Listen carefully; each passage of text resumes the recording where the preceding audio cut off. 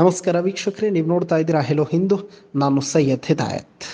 BJP ಸದ್ಯ ದಲಿತ ಮಂತ್ರ ಜಪಿಸ್ತಾ ಇದೆ. ಬಿಜೆಪಿ ಲೋಕಸಭಾ ಚುನಾವಣೆಯಲ್ಲಿ ಗೆದ್ರೂ ಸೋತಂತೆ ಚಿಂತೆಗೀಡಾಗಿದೆ. ಕಾಂಗ್ರೆಸ್ ಪಾರ್ಟಿ ಎಲೆಕ್ಷನ್ ಪ್ರಚಾರದುದ್ದಕ್ಕೂ ಸಂವಿಧಾನ ತಿದ್ದುಪಡಿ, ಬಿಜೆಪಿ ಸಂವಿಧಾನ ವಿರೋಧಿ, ಸಂವಿಧಾನವನ್ನ ಬದಲಾಯಿಸುತ್ತೆ ಅಂತ ಪ್ರಚಾರ ಮಾಡಿತು. ಹೀಗಾಗಿ ದಲಿತ ಸಮುದಾಯ ಬಿಜೆಪಿ ಕೈ ಹಿಡಿಯಲಿಲ್ಲ ಅನ್ನೋ ಲೆಕ್ಕಾಚಾರ ಎಲ್ರಿಗೂ ಕೂಡ ಗೊತ್ತಿರುವಂತದ್ದೇ. ಹೀಗಾಗಿ ಮುಂದಿನ 5 ವರ್ಷ ಸಂವಿಧಾನ ಜೈಪರಾಕ್ ಹಾಕೋದಕ್ಕೆ ಬಿಜೆಪಿ ಪ್ಲಾನ್ ಮಾಡ್ಕೊಂಡಿದೆ. ಗೆಲುವಾಗಲಿ ಸೋಲಾಗಲಿ ಕಾರಣ ತಿಳಿಯೋದು ತುಂಬಾ ಮುಖ್ಯ. ಈ ಸಾಲನ್ನ ನಂಬಿರೋ ಬಿಜೆಪಿ ಈಗ ಲೋಕಸಭಾ ಚುನಾವಣೆಯಲ್ಲಿ ತನ್ನ ಹಿನ್ನಡೆಗೆ ಕಾರಣ ಹುಡುಕ್ತಾ ಕೂತಿದೆ. 10 ವರ್ಷ ನಿರಂತರವಾಗಿ ಆಳಿರುವ ಬಿಜೆಪಿಯ ಹುಡುಕಾಟಕ್ಕೆ ಆನ್ಸರ್ ಸಿಕ್ಕಿದೆ. ಅದುವೇ ಸಂವಿಧಾನ. ದಲಿತ ಸಮುದಾಯ ಬಿಜೆಪಿ ವಿರುದ್ಧ ವೋಟ್ ಹಾಕಿದೆ. ಹೀಗಂತ ಮಾಹಿತಿ ಪಡೆದಿರುವಂತಹ ಬಿಜೆಪಿ ಈಗ ದಲಿತರ ಓಲೈಕೆಗಾಗಿ ಇನ್ನಿಲ್ಲದ ಸರ್ಕಸ್ ಅನ್ನ ಶುರು ಮಾಡ್ಕೊಂಡಿದೆ. ಸಂವಿಧಾನ ಬದಲಾಯಿಸಬೇಕು, ಮೀಸಲಾತಿ ವಿಚಾರದಲ್ಲೂ ವಿಮರ್ಶಿಸಬೇಕು, ಹೀಗೆ ಒಂದ ಎರಡ ಸಂವಿಧಾನ ಕುರಿತ ಸಾಕಷ್ಟು ಚರ್ಚೆ ಲೋಕಸಭಾ ಚುನಾವಣೆಯಲ್ಲಾಯಿತು. ಈಗ ಅದಕ್ಕೆಲ್ಲ ಬಿಜೆಪಿ ಹಿನ್ನಡೆ ಪೆಟ್ಟು ಬಿದ್ದಿದೆ ಅಂತ ಲೆಕ್ಕ ಹಾಕಿಕೊಂಡಂತೆ ಕಾಣಿಸ್ತಾ ಇದೆ. ಹಾಗೆ 5 ವರ್ಷ ಸಂವಿಧಾನ ಬದಲಿಸುತ್ತಾರೆ ಎಂಬ ಆರೋಪ ಸುಳ್ಳು ಎನ್ನಿಸಲು ಯತ್ನವೂ ಕೂಡ ನಡೀತಾ ಇದೆ. ಸಂವಿಧಾನ, ದಲಿತ ಮತ, ಮೀಸಲಾತಿ ಈ 3 ಪಾಯಿಂಟ್ ಟಚ್ ಮಾಡದೆ ದೂರ ಉಳಿಯೋಕೆ ಈಗ ಬಿಜೆಪಿ ಚಿಂತನೆಯನ್ನ ಮಾಡದಂತೆ ಕಾಣಿಸ್ತಾ ಇದೆ. ಉತ್ತರ ಪ್ರದೇಶದಲ್ಲಂತೂ ಹೆಚ್ಚುವರಿ ಸೀಟ್ಗಳು ಬಂದ್ರೆ ಸಂವಿಧಾನ ಬದಲಾವಣೆ ಅಂತ ಹೇಳ್ತಿದ್ದ ಬಿಜೆಪಿ ಲೀಡರ್ಗಳು ಈಗ ಗಪ್ಚುಪ್ಪಾಗಿ ಬಿಟ್ಟಿದ್ದಾರೆ. ಬಿಜೆಪಿ ನ್ಯೂ ಪ್ಲಾನ್ಗೆ ಮುನ್ನುಡಿ ಅನ್ನೋ ರೀತಿಯಲ್ಲಿ ಎನ್ಡಿಎ ಗೆಲುವಿನ ನಂತರ ಹಳೆ ಸಂಸತ್ನಲ್ಲಿ ಸಂವಿಧಾನ ಗ್ರಂಥವೇ ಪ್ರಧಾನ ಅಂತ ಹೇಳಿ ಸಂವಿಧಾನವನ್ನ ಪ್ರಧಾನಿಗಳು ಕಣ್ಣಿಗೆ ಒತ್ತಿಕೊಂಡ್ರು. ಇಷ್ಟಕ್ಕೆ ಬಿಜೆಪಿ ಸೈಲೆಂಟ್ ಆಗಲಿಲ್ಲ. ಬದಲಾಗಿ ಸಂವಿಧಾನ ಮುಂದಿಟ್ಕೊಂಡು ತುರ್ತು ಪರಿಸ್ಥಿತಿ 49 ವರ್ಷ ಪೂರೈಸಿ 50ರತ್ತ ಸಾಗಲಿದೆ. ಇದೇ ವೇಳೆ ಜನರಿಗೆ ಕಾಂಗ್ರೆಸ್ ಸಂವಿಧಾನ ಹೇಗೆ ಲೆಕ್ಕಿಸದೆ ತುರ್ತು ಪರಿಸ್ಥಿತಿ ತಂದ್ರು ಅಂತ ಹೇಳುವಂತಹ ಕೆಲಸಕ್ಕೂ ಕೈ ಹಾಕಿದೆ. ಬಾಣ ರಿವರ್ಸ್ ಹೂಡೋದಕ್ಕೆ ಸಕಲ ಸಿದ್ಧತೆಯಾಗಿದೆ.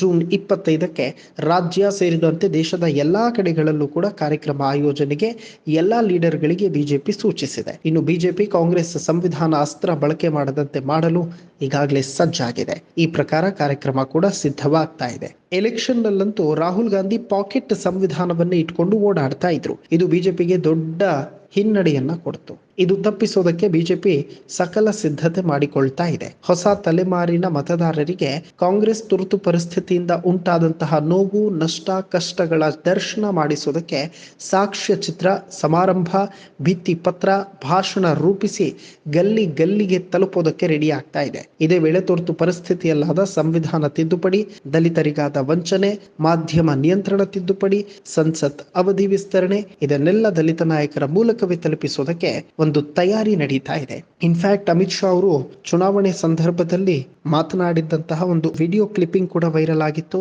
ನಾವು ದಲಿತರ ಒಂದು ಮೀಸಲಾತಿಯನ್ನು ಕೂಡ ತೆಗೆದು ಹಾಕ್ತೀವಿ ಅನ್ನುವಂತಹ ಅರ್ಥದಲ್ಲಿ ಅಮಿತ್ ಶಾ ಮಾತಾಡಿದ್ರು.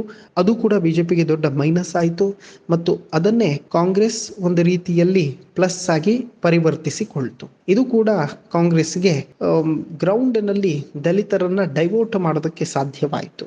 ಈಗ ಬಿಜೆಪಿ ಮಾಡ್ತಾ ಇರುವಂತಹ ಎಲ್ಲಾ ತಯಾರಿಯ ತಂತ್ರಗಳು ಜಾರಿಯಾದ್ರೆ ಕಾಂಗ್ರೆಸ್ ಬತ್ತಳಿಕೆ ಅಸ್ತ್ರಗಳು ಖಾಲಿ ಆಗೋದಂತೂ ಬಹುತೇಕ ಪಕ್ಕ. ಕಾಂಗ್ರೆಸ್ ಸಂವಿಧಾನ ಬಾಣವನ್ನ ಮತ್ತೆ ಬಿಜೆಪಿ ತಿರುಗು ಬಾಣವಾಗಿ ಪ್ರಯೋಗಿಸ್ತಾ ಇದೆ. ನೋಡಬೇಕು ಇದು ಕಾಂಗ್ರೆಸ್ಗೆ ಹೇಗೆ ನಾಟುತ್ತೆ ಅಂತ. ನಮಸ್ಕಾರ. ಕೂತಲ್ಲೇ ಕಾಸು ಮಾಡಬೇಕಾ? ಸ್ಟಾಕ್ ಮಾರ್ಕೆಟ್ ಟ್ರೇಡಿಂಗ್ ಮಾಡ್ತೀರಾ? ನಿಮಗೆ ಪ್ರಾಫಿಟ್ ಪಕ್ಕಾ fix. Stock fact app download ಮಾಡಿಕೊಳ್ಳಿ. Basic to advance stock expert ನೀವಾಗ್ತೀರಿ. 3 ಮಂತ್ಸ್ ಕಂಪನಿಗಳ ರಿಸಲ್ಟ್, ಕ್ರೆಡಿಟ್, ಇನ್ಕಮ್ ಎಲ್ಲವೂ ನಿಮ್ಮ ಅಂಗೈಯಲ್ಲಿ. ಟೆಕ್ನಿಕಲ್ ಮಾಹಿತಿ, ಕ್ಯಾಂಡಲ್ ಸ್ಟಿಕ್, ಇಂಡಿಕೇಟರ್ಸ್ ಮಾಹಿತಿನೂ ನಿಮಗಿರುತ್ತೆ. Fundamental plus technical pin to pin details ನಿಮಗೆ ಸಿಗುತ್ತೆ. Market analysis ಕಲಿತೀರಾ? ಷೇರು ಮಾರುಕಟ್ಟೆ ಅಡ್ವಾನ್ಸ್ ಡೀಟೇಲ್ ನಿಮಗೆ ಸಿಗುತ್ತೆ. ಮಾರ್ಕೆಟ್ ಹಣ ಮಾಡೋ ಟ್ರೆಂಡ್ ಕ್ಷಣ ಕ್ಷಣಕ್ಕೂ ಅಪ್ಡೇಟ್ ಆಗುತ್ತೆ. ಷೇರು ಪರ್ಚೇಸ್, ಫ್ಯೂಚರ್ ಆಪ್ಷನ್ಸ್, ಹೂಡಿಕೆಗೆ ಬೆಸ್ಟ್ ಮೆಂಟರ್ ಈ ಸ್ಟಾಕ್ ಫ್ಯಾಕ್ಟ್ ಆ್ಯಪ್. ಇನ್ಯಾಕೆ ತಡ? ಬೇಗ ಆ್ಯಪ್ ಡೌನ್ಲೋಡ್ ಮಾಡಿಕೊಳ್ಳಿ.